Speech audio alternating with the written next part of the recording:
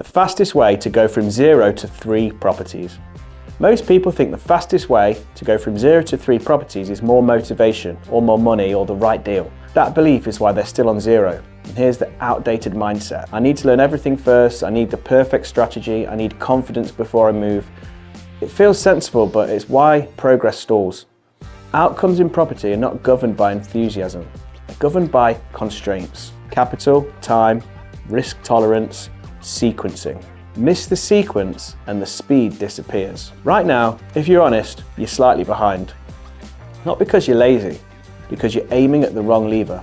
The fastest route is not 3 great properties.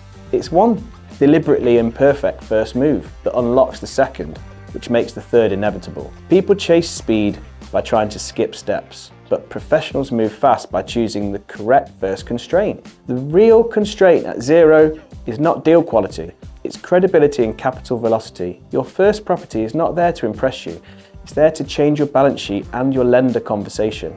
That's it. When I see people stuck, they optimize the wrong thing.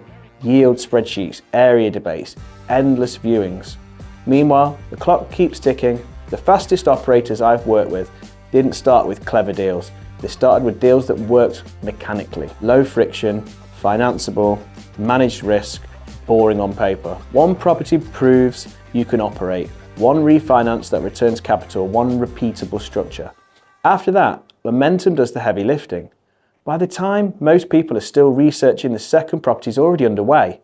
By the time confidence arrives, the third is obvious. Speed comes from accepting constraints early and not fighting them. You don't need brilliance, you need sequence discipline. The calm truth is this: your next decision doesn't need to be bold, it needs to be correct. If this shifted how you're thinking, stay with the channel where we break down property the way it actually behaves, not the way it's sold.